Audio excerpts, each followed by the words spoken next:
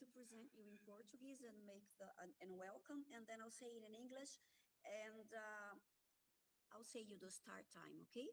Okay, okay. All right. Done, Thiago? Olá, pessoal, boa tarde para quem está no YouTube. Me parece que o pessoal está chegando ainda.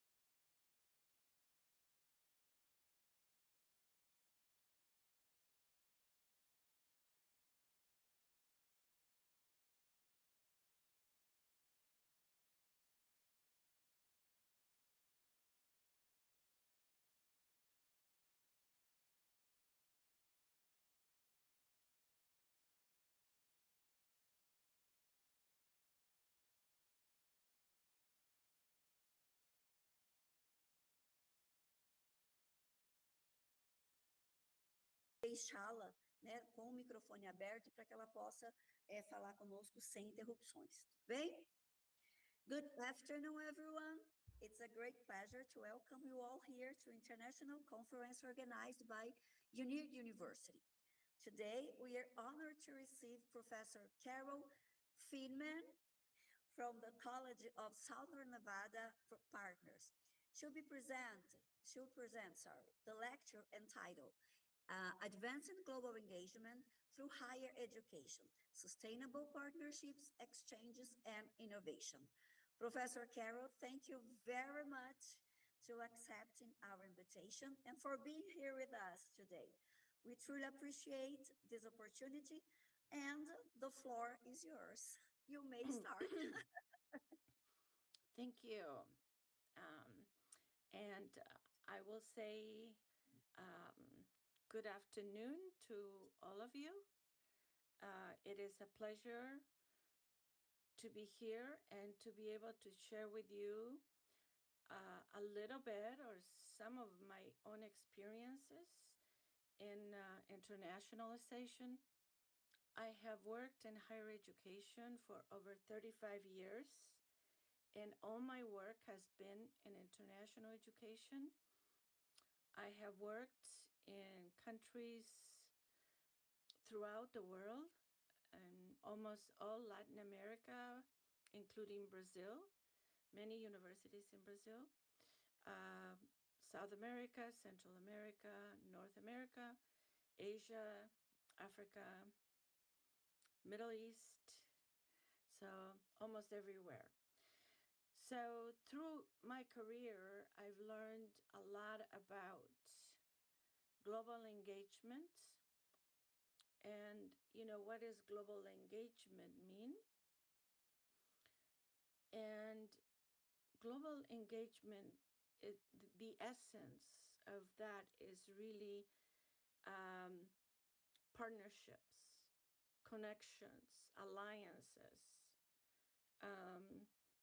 And like here, it says sustainable partnerships, something that you want to create, like you create a friend, but you want to, when you have a new friend, you want that friendship to last. So that's the sustainability of your partnerships. Then you can create many exchanges through many exchanges of ideas, of opportunities. And then how can you be very innovative, very creative in what you do and how you do it? And every institution is different because all of this, the partnerships, the exchanges, and the innovation has to fit your institution. And when you partner with somebody else, the key element is you must have a win-win for both institutions so that there is a benefit for you and a benefit for your partner institution. Okay? So with that, I will go through a set of slides and present to you my what I believe is the most important elements for global engagement. And I hope that you will have many questions. And I think that maybe after 2 or 3 slides, I will pause and ask to see if there's anything I should clarify or I should give you more examples, more details. Okay, so we're going to start next, please, with the next slide. So why global engagement matters? Why is it important? If we think right now what is happening in the world, you know, everybody is kind of, you say, wondering what is happening in the world because we have so many critical issues. We have a war, we have economic threats, we have a lot of instability, a lot of doubt, and a lot of people are a little bit frightened, a little scared of what is happening in the world because we don't know and we don't understand. So in times like this, global engagement can be very important. Very, very important. Because I myself would like to know what is happening in Brazil. What do people think? How are universities dealing with these situations that are global? They're not just in Brazil, they're happening in the world, but people are talking in Brazil. So what are the conversations that are taking place at the universities and at your universities? So that's important. So global engagement has become central to workforce development. Workforce development, as you might know, and I'll clarify, is really every sector of society that people get jobs. So you have the social workforce, you have public, private, government, education. So when we say global engagement has become central to workforce development, also innovation and institutional sustainability. Internationalization, which is the key element for global engagement, strengthens institutional competitiveness and your global reputation. So, for example, in Brazil, your institution, you want to know, how do we compare with other institutions in Brazil? What are they doing? And what are we doing? And how can we work with others and be also maybe be the leader in some areas or learn from others? Now we look at what is very, very important, the students. Students increasingly require intercultural and global competencies. You will see that many or most of our students, when they finish their degree, they go work for an organization or industry or government, but they will always be working with other cultures, other people who come from other countries, people who speak different languages. They are going to be exposed to those things. So how is your institution preparing your students to be ready for that workforce environment when they leave the institution? And then the other thing, which is very important nowadays, is technology and hybrid learning models that continue to transform international education. Using technology and all the new AI, you can transform your institution in so many ways. and provide your students, your faculty, with all the experiences that they need and the tools that they need.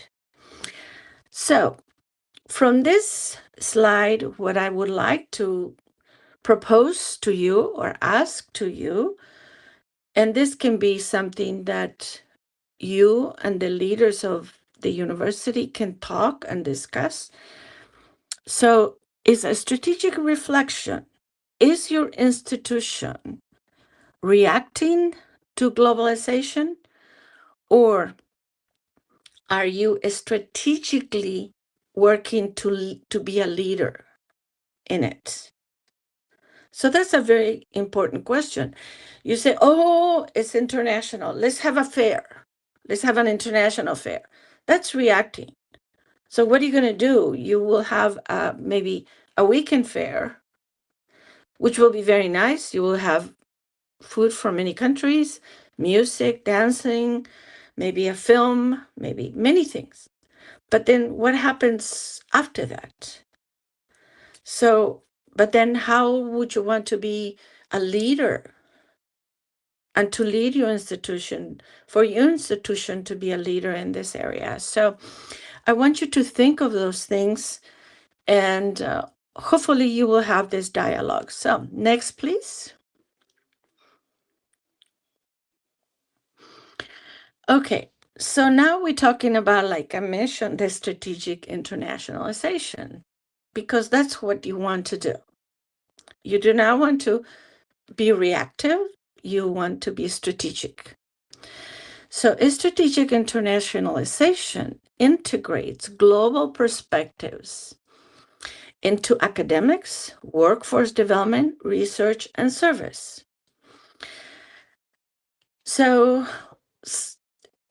there are so much that faculty can do in all the academic areas: biology, geography, business, medicine, nursing, law, philosophy, political science, any field. But what's very important for your institution to do is you have to provide your faculty with the necessary tools so that they can understand how they can incorporate the internationalization within their curriculum, within their courses, experiences. And there's so much. So let's say biology. You say, but biology, how are they going to do internationalization? Biology is biology, or chemistry or physics. Well, you can connect with a partner institution or another institution, let's say maybe in Peru, maybe in Colombia, or maybe in France, and invite a faculty member from another university who teaches biology or physics or mathematics, and they can lecture your students for maybe 45 minutes. That experience will be incredible for your students to say, oh, today somebody, a faculty member from France or from England or from Colombia, gave us a lecture. So it is very, very important but you have to be able to work with and develop a training program for your faculty so that they really know how to apply internationalization in the curriculum and all the courses they teach. And we talk about workforce development also, that is very, very important, and research. So your faculty in many areas, they do research. So when we talk about global engagement, do you have international partners? And then who are these international partners? Sometimes universities have these partnerships. And I have seen maybe a university say, oh, we have 50 partners. And I say, oh my, that means nothing. Because you cannot work with 50 partners. But if a university says we have 5 partners or 7 partners, I said, oh, that's very good. Who are they? So what areas are you connected with? So you begin to build these partnerships to say, research, maybe you're faculty member from biology or mathematics or from sociology, psychology, business, said, I read an article from a professor that is doing research in England. Okay, so now how can you connect with that? So you need to have either like an international office or the training to help. So the university can reach to that faculty member, that university, to say, we are interested in partnering with you and explore research opportunities. So that is very good. And then we talk about service. And service can be faculty members or students who can also do a lot of what is referred to service is volunteer services that are related to being a strategic within internationalization. So then we have the core pillars include, so when we talk about the internationalization, so we talk about student mobility. And these are partnerships that you create so that you are able to send your students to other universities. Again, can be in South America, can be Central America, North America, Europe, Asia, Africa, depending on the areas. But you have this partnership and you create these exchange opportunities for your students. That by itself, it's not difficult, but you really need to understand the whole entire process.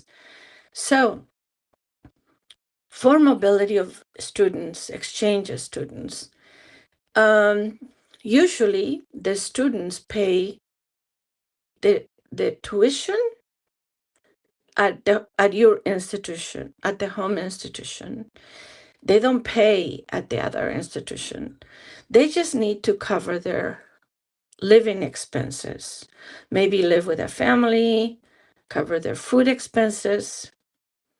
And then many universities in many countries also offer scholarship money. Many European countries will offer students from Latin America funding to be able to come and study with them for maybe one semester or 1 year.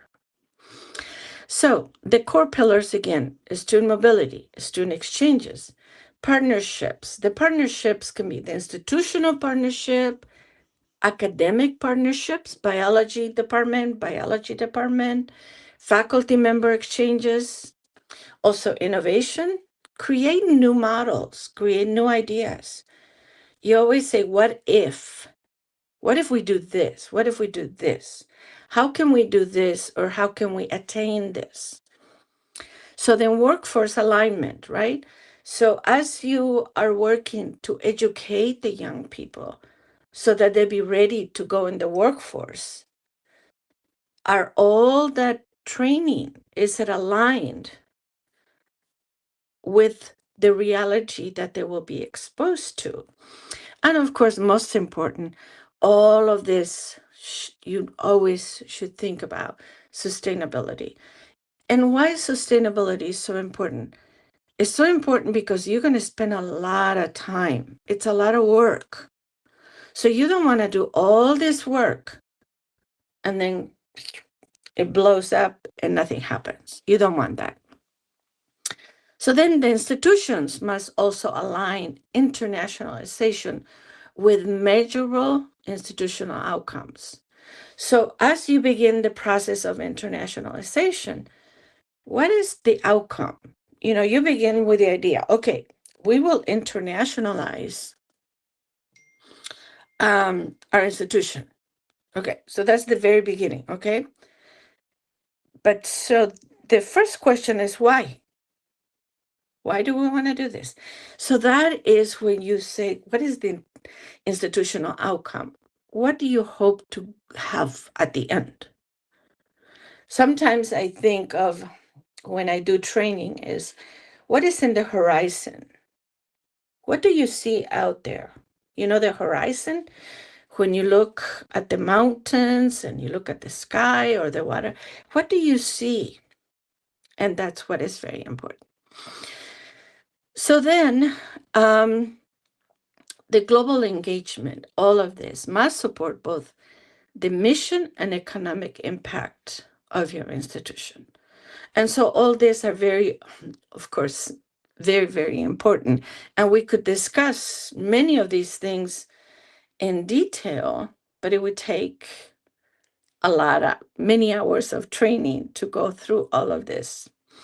So as we reflect on this strategic internationalization, okay, so if internationalization disappeared tomorrow, how much of your institutional strategy, would you lose? Would you just not be able to attain?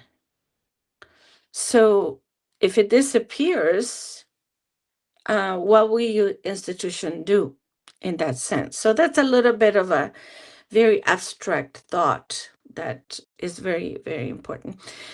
Can we go next, please?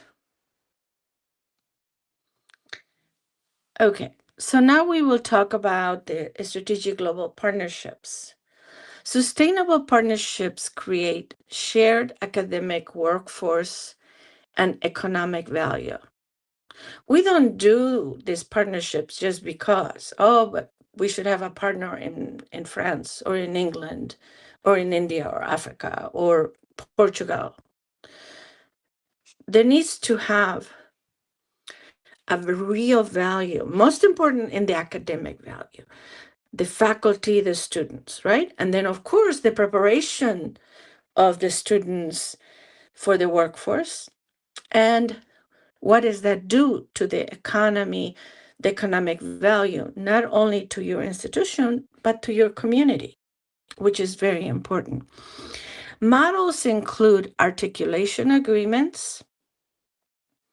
So an articulation agreement is when you have a student. So let's say in sociology, they take 1 semester or 1 year, and they will go study in, let's say, France. So, but the student is studying, psychology. So then the psychology, their academic advisor or the faculty, they work with the psychology department in France. And so they say the student needs to take these courses. So you do a very simple mapping of the curriculum.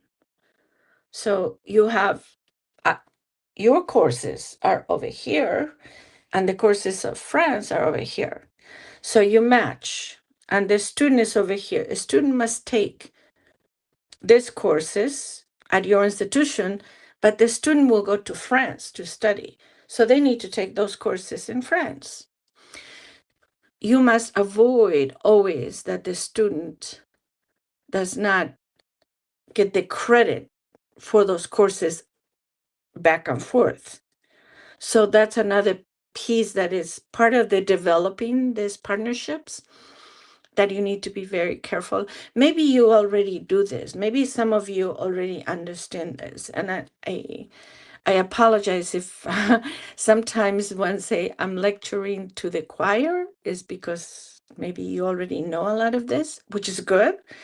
Now, if many of you know all of this, then the question is, well, how can you now put it all together and go up to the next level and be even better, right? So those are the articulation agreements. Dual degrees is when your student, this is when you do a mapping of the curriculum that is very detailed. That one really has to be carefully done. But then your students can get the degree in sociology and also get a degree in something related, maybe political science or psychology or something, in another institution, but they don't, the time that it takes, if it takes 4 years to get your bachelor's degree, la licenciatura, here comes my Spanish. If it takes 4 years to get a dual degree, should take 4 years. It's not easy, but there's a lot of work that goes with that, but it's beautiful.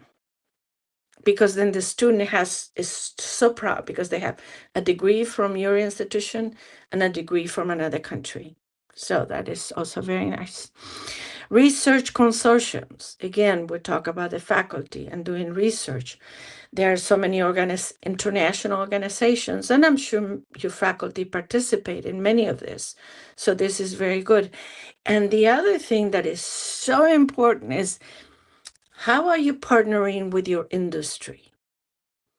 How are you collaborating with your industry?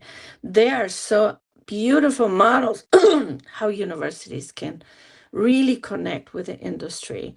And also, the industry can provide jobs, funding for the faculty, funding for the students, so there are many benefits. Partnerships should align with regional workforce and economic priorities. Again, all of this makes sense because you want to make sure that your students are being prepared to meet the demands of and the reality of your workforce and economic priorities, and not to think, oh, we're going to study this and that, but it's not a reality, a need in where you live and the region that you serve. Long-term success requires measurable outcomes and institutional commitment, and that's very, very important. You need to be able to have a very good assessment of all your work, and also the institution needs to be committed to do this. You cannot just have one department, let's say political science department or business department, to do this by themselves, because it would be very difficult, very hard. Okay, so up to this point, are there any questions? Pessoal, até esse ponto vocês estão me ouvindo? Conseguem me ouvir? Até esse ponto da apresentação dela, vocês têm algum questionamento? Se alguém tiver alguma pergunta, pode colocar aqui no chat, ou então o pessoal do YouTube também consigo acompanhar por aqui. Alguém tem perguntas? I'm checking, Carol. Let's see. No? Okay, that's fine. Okay, so next. So now we talk about faculty and student mobility, and this is when faculty can work with faculty members from other countries in many areas, and also when the students go and study in another country. So mobility initiatives strengthen intercultural competencies and experiential learning. If you talk about Mexico, I mean, it's wonderful to be able to send your student to Mexico and be able to have the student taste the food, listen to the music, listen to the Spanish and how they talk and everything. So that is the experiential learning that cannot happen if your students stay in Brazil. You can try. There are many things that universities do, and they should do, to bring on international experiences to the campus, to the university. But it's not the same thing as when the student goes to another country. Se ela absorve o projeto lá, não sobra para ela pôr o impacto aqui. Então, acho que a gente tem que afunilar, entendeu? Is it everything okay? I'm sorry. Yeah, I'm sorry. There was something. There was somebody. No talking problem. at the same It time. It's happens. okay. No problem. No problem. It's already off. Okay. Okay. So,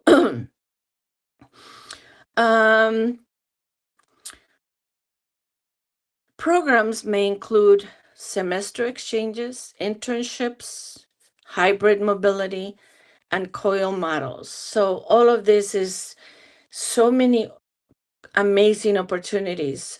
I tell you, when a few years ago, I created an MBA program, a master's degree in business administration that included students from Mexico, US, and Canada. And then so let's say you had 15 students from Mexico, 15 from the US, 15 from Canada, but they all together started the program, the master's program, 1 semester in Mexico, 1 semester in the US, 1 semester in Canada, and then 1 semester at their institution doing the research. So it was a beautiful, it's still continuing. So also there are many opportunities that you can do to do exchanges and opportunities for students and faculty to collaborate. Then faculty collaboration drives curriculum innovation. And this is so beautiful because you want your faculty to be very motivated to innovate, to teach, and to be able to work with the students. And so all of this is the faculty collaboration with faculty members from other countries, other universities, makes the faculty very excited, motivated, and they want to be also, most important, they want to be very innovative in how they can improve and enhance their curriculum, everything that they're teaching, no matter what area it is. And then accessible and scalable mobility models are critical for future growth. So, it is really important to say, how can we make these exchanges, these opportunities for our faculty and our students to be a reality? What are the tools? What are the resources? And you always say, well, we need money.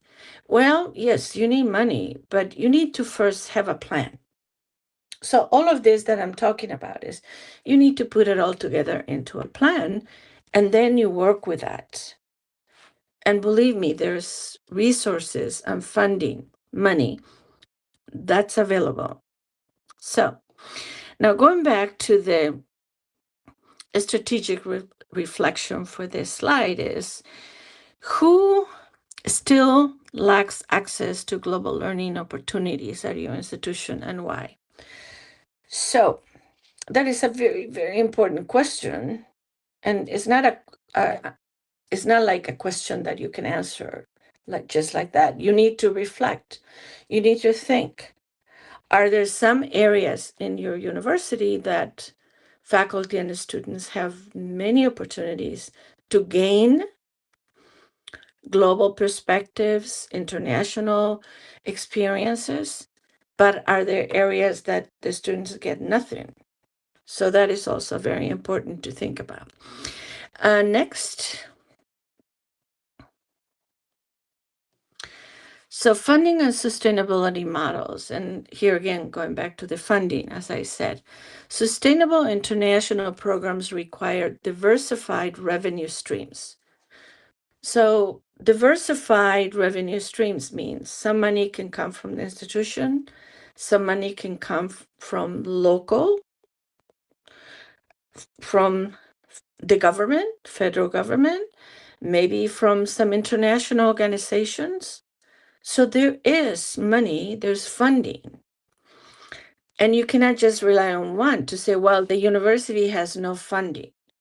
Well, maybe the university can say, we'll give a little, but now we need to go find more. And then industry, as I talked, I talked a little bit before about industry. So give you an example. We did a program that was an exchange program when I worked at the University in Illinois, and it was focused on farming, agriculture. So we went to businesses that dealt with agricultural areas, grain like corn, soybean, stuff. And we asked each of these companies, some were larger, some were small, but we said, can you help fund one student for one semester? Can you provide some money for one student for one semester? Because we had like 20 students. And then everybody gave us money so the students can go and study in Mexico, same related agriculture, but they studied in Mexico and they had, so there are many, many ways that, the institution can be very creative to secure funding. Then examples include executive education. That's another thing that you can provide is to industry, to government, to outside. Maybe you already have a department that it provides executive education, executive training. So that is also very good because you can use that to enhance the global education. Also, English language. How is your English program to teach English to your students? Or do you also teach other languages? And then customized training. So then you can tailor the training that you do. You can have summer programs. So let's say you work with Mexico. You can have a summer program for students from Mexico to come to your institution.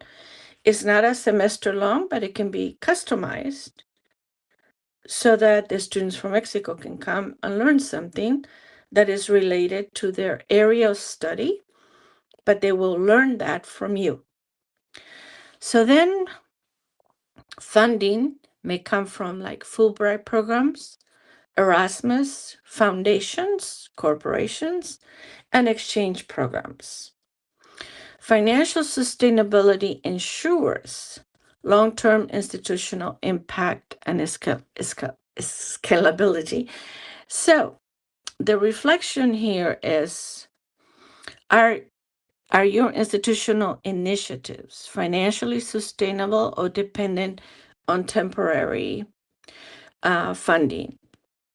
So I think the reflection here is, I don't know where your institution is in regard to looking at global engagement, internationalization. Are there any funding right now? Is there a little bit, maybe exploring other opportunities? So that will be another area to reflect. So next, please. So this is the area where I really am very passionate because I worked on this for many, many, many years, is grant development strategies.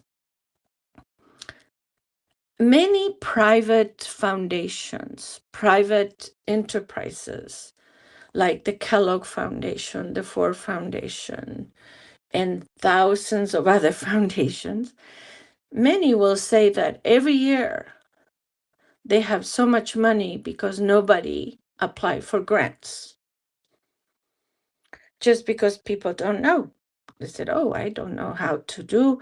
I didn't know that these organizations around the world have money. So in my many years of experience, I have received,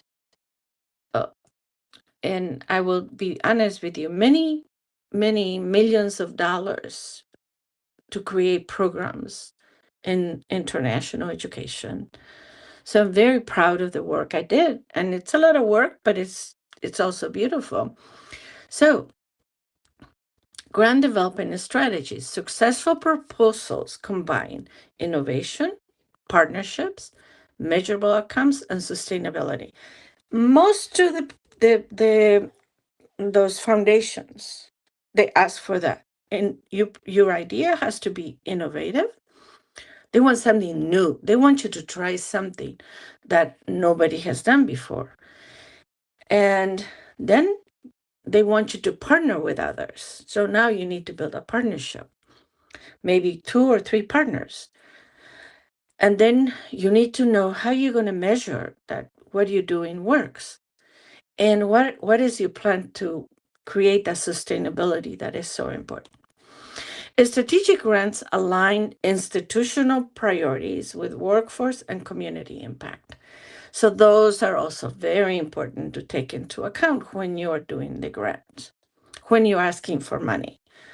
To say, okay, so we want you to give us, I will speak in dollars, $100,000 to do this project with faculty and students. And so how is this project fit with the university's priorities? And in what area that is very important for workforce development and the impact it will have in your community. So then interdisciplinary collaboration also is very important and will be very competitive. And then international grants increasingly emphasize how the project that you want to do will improve your community, the region you serve, and how maybe you have a beautiful project. Now you need to write about it, because then maybe other people from other universities around the world can learn from you. So that is what is talking about societal transformation. The reflection here is, are your proposals solving real global challenges or simply chasing funding opportunities? So when you do a grant, you say, oh, we just need money. You need money for what? It's not a good idea just to say we need money. You need to know why and what is the impact that will have on at least in your regional and your university, the impact it will have. So next, please. Okay, so measuring institutional impact. Assessment supports accountability, sustainability, and strategic planning. And you know that all those things are very important, no matter what we do in the institution. We all need to be accountable. We need to make sure that we continue to do our work and do it well. And then we have a plan, a very strategic plan. So some sample metrics include enrollment growth, workforce impact, partnership, revenue, and student success. Data-driven,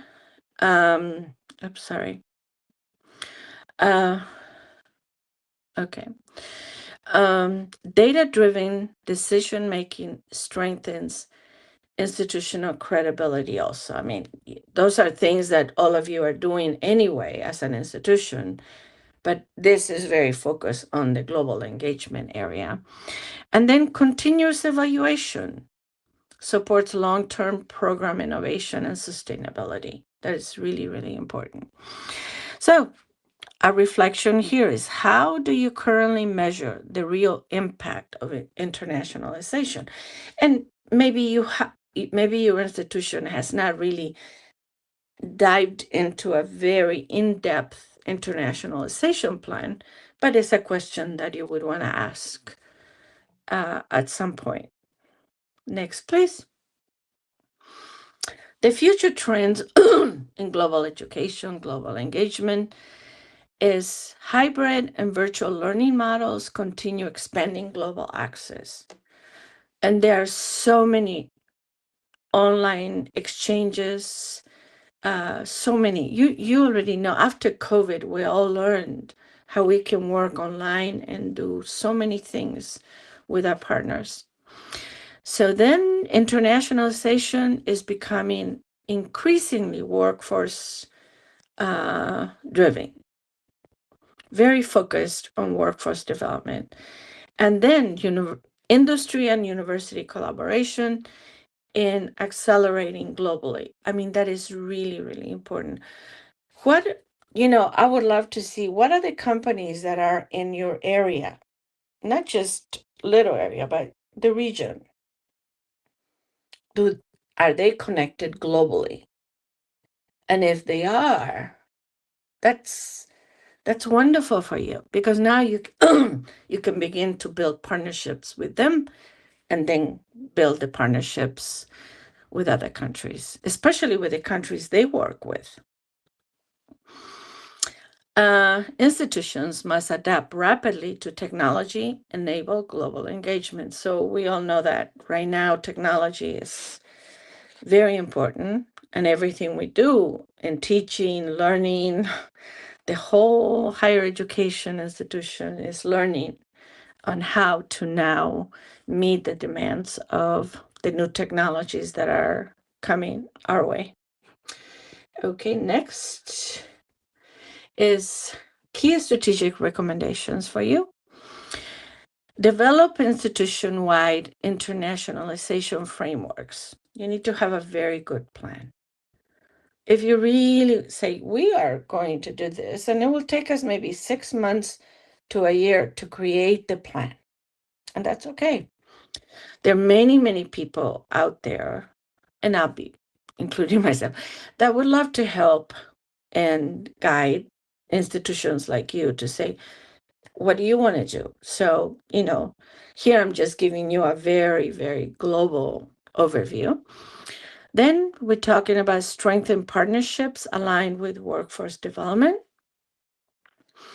So, like I said, industry. So maybe there's a company there that you didn't know that they're working in China. And you go, okay, but there's a faculty member here that would like to work in China.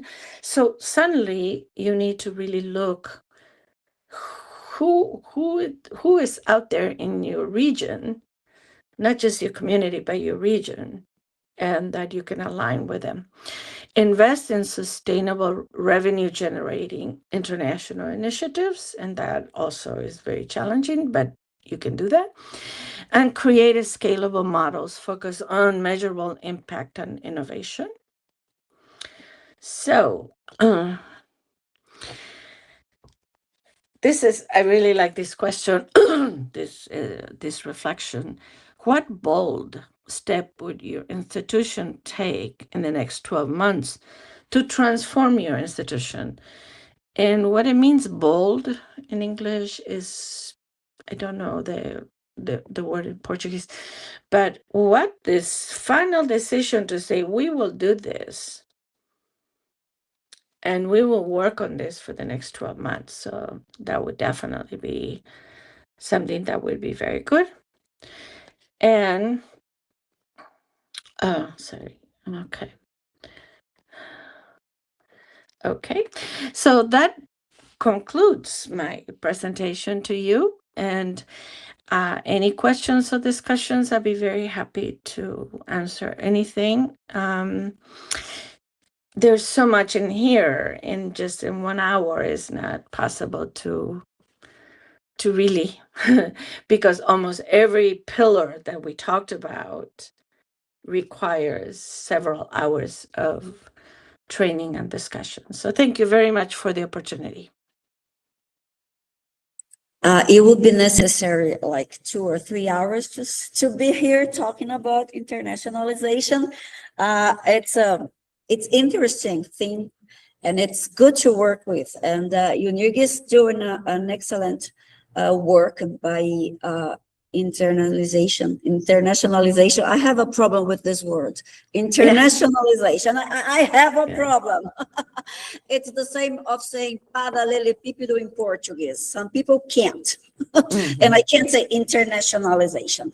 So, pessoal que está aqui na sala, vocês têm perguntas para a professora? Alguém quer perguntar alguma coisa? Estou aqui no chat agora. Alguém tem pergunta? I'm asking them if they have any questions for you, Carol. Sure. Let me see. Cadê o meu? Where was my chat? Where is it? Where was it? It should be right over here. We're here, right here, right here. Alguém? Não? Vocês estão tímidos? They're shy. It's okay. It's okay. People get shy when someone makes a conference in another language, and it's natural. But we always say, we as English teachers, we say you have to be used to the language. You have like to break the block that we have on our ears, and then it makes it natural, little by little. Tem alguma pergunta aí no chat? I'm checking YouTube. No questions at the chat. It's me, no questions. Okay. Well, thank you. Thank you. I hope that you will take some of my presentation and be able to think about it and see how you can apply it to your institution.